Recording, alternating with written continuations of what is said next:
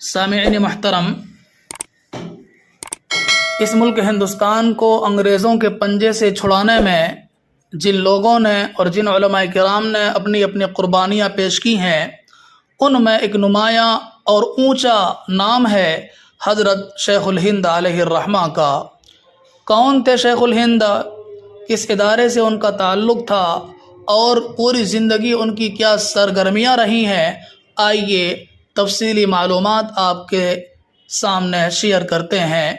آپ سے درخواست ہے کہ ویڈیو کو اخیر تک دیکھیں اور دوسروں تک شیئر بھی کریں۔ مولانا محمود الحسن دیوبندی ایک عظیم عالم دین، ایک مشہور مجاہد آزادی اور تحریک ریشمی رومال کے بانی تھے۔ بھارت کی آزادی میں مولانا کا کردار اتنا عظیم الشان ہے کہ بھارت کی آزادی کی تاریخ آپ کے بغیر مکمل نہیں ہو سکتی۔ یہی نہیں بلکہ موہن داس کرم چند گاندھی کو جس نے مہاتما کا خطاب دیا تھا، وہ یہی اسلامی اسکالر اور عالم دین مولانا محمود حسن دیوبندی علیہ الرحمہ تھے۔ مولانا محمود حسن دیوبندی علیہ الرحمہ بریلی میں سن 1851 عیسوی میں پیدا ہوئے۔ آپ کے والد کا نام مولانا ذوالفقار علی دیوبندی تھا۔ اپنے گاؤں میں ابتدائی تعلیم حاصل کرنے کے بعد آپ نے دنیا کی مشہور اسلامک یونیورسٹی ازہر ہند مادر علمی دارالعلوم دیوبند میں ایڈمیشن لے لیا۔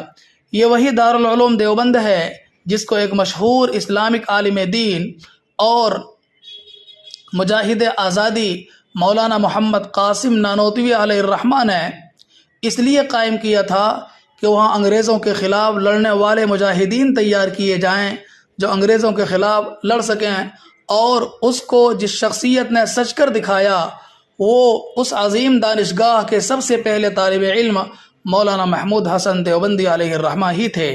چنانچہ مولانا محمود حسن دیوبندی نے اپنی تعلیم مکمل کرنے کے بعد دارالعلوم دیوبند ہی میں نوکری کر لی، ملازمت کر لی، وہیں پڑھانے لگے، وہیں تدریس کی خدمات انجام دینے لگے اور وہاں پڑھانے لگے، اور وہیں سے انگریزوں کے خلاف اپنی جنگ کی شروعات کر دی۔ سب سے پہلے سن 1878 عیسوی میں اپنے استاد گرامی حضرت مولانا محمد قاسم نانوتوی علیہ الرحمہ کے حکم پر ثمرۃ التربیت نامی نوجوانوں کی ایک تنظیم بنائی، جس کا مقصد انگریزوں سے لڑنے کے لیے نوجوانوں کو تیار کرنا تھا۔ اس سے بہت سے نوجوان جڑ گئے، مگر انگریزوں نے اس پر پابندی عائد کر دی۔ اس کے بعد سن 1909 عیسوی میں جمعیت الانصار نامی تنظیم کی بنیاد رکھی اور اس کی باغ ڈور اپنے ایک شاگرد مولانا عبید اللہ سندھی علیہ الرحمہ کو سونپ دیا، جس سے ہزاروں نوجوان جڑ گئے۔ انگریزوں کی نظر اس تنظیم پر بھی پڑی تو مولانا نے اس کو بند کر دیا اور 1913 عیسوی میں نظارت المعارف کے نام سے ایک دوسری تنظیم بنائی، جس کے پلیٹ فارم سے وہ اب کام کرنے لگے۔ پچھلے 28 سال کی محنت اور جد و جہد اب رنگ لانے لگی تھی۔ ہزاروں کی تعداد میں آپ کے شاگرد اور چاہنے والے آپ کی تنظیم سے جڑ گئے تھے اور سب کے سب انگریزوں سے لڑنے اور اپنے دیش کی خاطر اپنی جان قربان کرنے کے لیے تیار تھے۔ چنانچہ مولانا محمود حسن دیوبندی علیہ الرحمہ نے انگریزوں کو بھارت سے نکالنے کے لیے ایک عظیم منصوبہ بنایا۔ اس منصوبے کے تحت افغانستان، سری لنکا، روس، جرمنی اور دوسرے دیشوں میں اپنے وفود بھیجے۔ اس منصوبے کے مطابق انگریزوں سے لڑنے کے لیے دیش کے باہر فوج اکٹھا کرنا اور دوسرے ملکوں کی مدد سے بیک وقت انگریزوں پر حملہ کرنا تھا، اور ساتھ ہی دیش کے اندر بغاوت کی آگ بھڑکانی تھی تاکہ انگریز باہر کے حملے اور اندر کی بغاوت سے تنگ آ کر بھارت چھوڑنے پر مجبور ہو جائیں۔ اس کے لیے مولانا نے سب سے پہلے اپنے شاگرد رشید مولانا عبید اللہ سندھی علیہ الرحمہ کو افغانستان کی حکومت سے مدد لینے کے لیے کابل بھیجا اور وہاں سرحد پر ایک عظیم الشان فوج بنانے کی ذمہ داری سونپی۔ مولانا عبید اللہ سندھی علیہ الرحمہ دیگر علماء کرام کے ساتھ کابل پہنچے اور 1915 عیسوی میں وہاں ایک بھارتی حکومت قائم کی، جس میں جرمنی اور افغانستان وغیرہ کا پورا تعاون حاصل کیا تھا۔ مندر مہندر پرتاپ سنگھ کو اس حکومت کا صدر بنایا گیا اور مولانا برکت اللہ بھوپالی کو وزیر اعظم اور مولانا عبید اللہ سندھی کو وزیر خارجہ۔ اسی بیچ مولانا محمود الحسن ترکی کے خلیفہ سے مدد لینے کے لیے حجاز یعنی موجودہ سعودی عرب پہنچ چکے تھے۔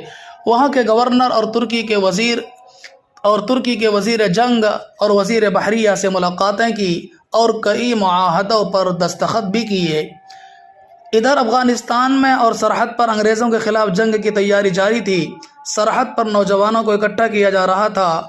انگریزوں کے خلاف جنگ کرنے کی تیاری اور بھارت کو آزاد کرانے کی مہم شروع ہو چکی تھی، اور ان سب سرگرمیوں اور حالات کو مولانا عبید اللہ سندھی علیہ الرحمہ نے ریشم کے ایک رومال پر لکھ کر اپنے استاد گرامی مولانا محمود حسن دیوبندی علیہ الرحمہ کو حجاز بھیجا، مگر بدقسمتی سے یہ خط انگریزوں کے ہاتھ لگ گیا۔ پھر کیا تھا، ایک مولانا کے اس بھیانک منصوبے نے انگریزوں کی حکومت میں زلزلہ برپا کر دیا۔ مولانا محمود حسن دیوبندی علیہ الرحمہ اور ان کے تمام ساتھیوں کو گرفتار کرنے کا انگریزی فرمان جاری ہو گیا۔ حجاز سے مولانا محمود حسن دیوبندی کے ساتھ مولانا حسین احمد مدنی، مولانا احمد مدنی، مولانا عزیز گل پیشاوری اور حکیم نصرت حسین خان گرفتار ہوئے، اور انہیں ایشیا کے بر اعظم سے دور یورپ کے ایک ٹاپو مالٹا کی جیل میں پہنچا دیا گیا۔